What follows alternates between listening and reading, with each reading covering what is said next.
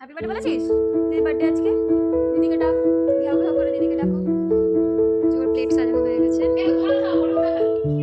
কেমন লাগছে? Good morning everyone.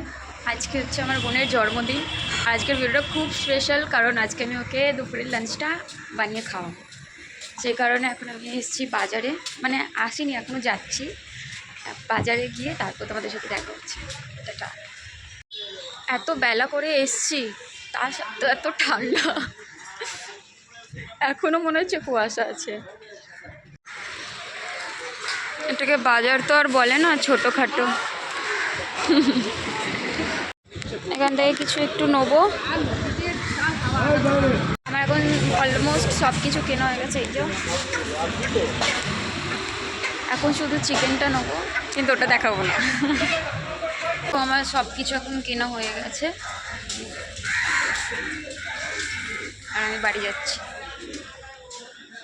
এই যে আমাদের birthday girl, happy birthday to you. Thanks.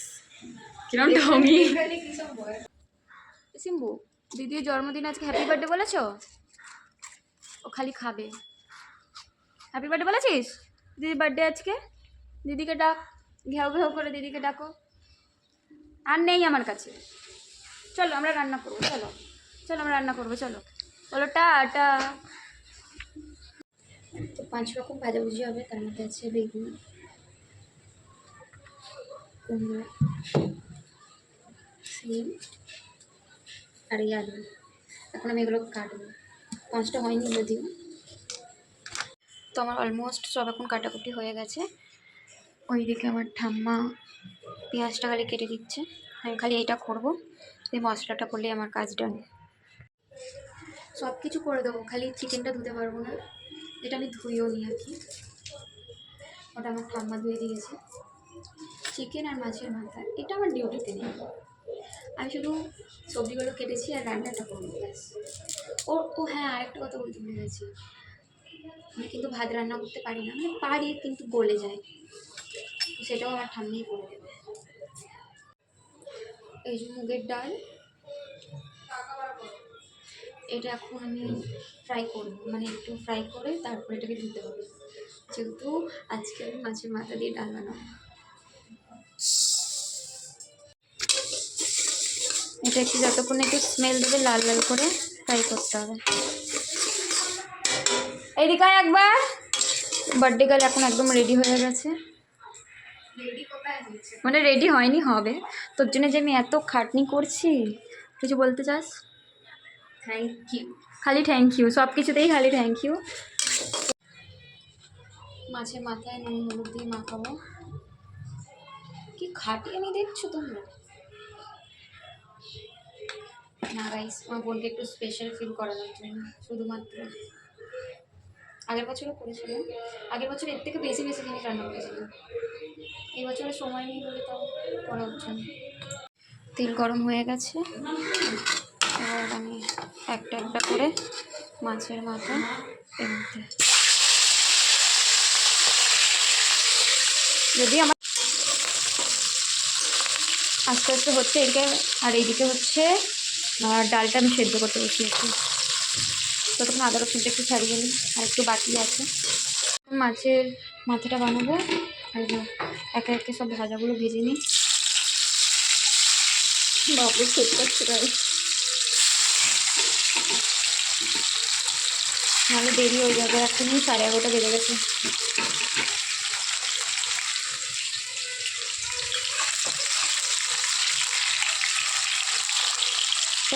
আমার তেলটা গরম হয়ে গেছে, তেলের মধ্যে এগুলো ফোড়ন দেবো।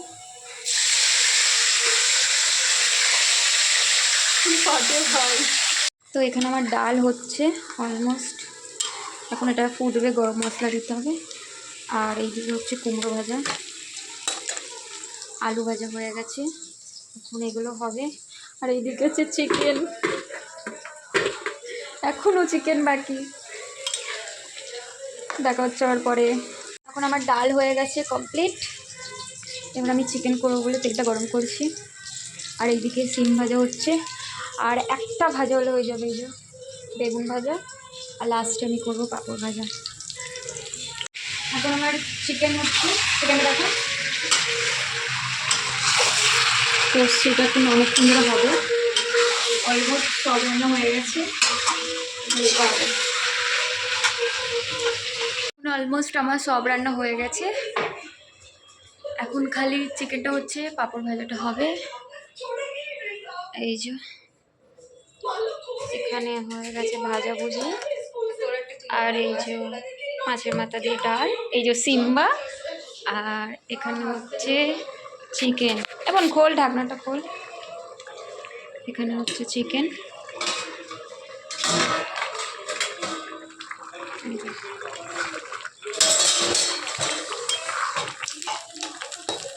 এই যে সিম্বা খাবে বলে বসে আছে। কিরে, খাওয়ার জন্য এক্সাইটেড? প্লেট সাজানো হচ্ছে। সিম্বা না কোনোদিন ভিডিও ঠিক করবে না। যে ওর প্লেট সাজানো হয়ে গেছে। কেমন লাগছে? এক্সাইটেড তো? খা, টেস্ট কর।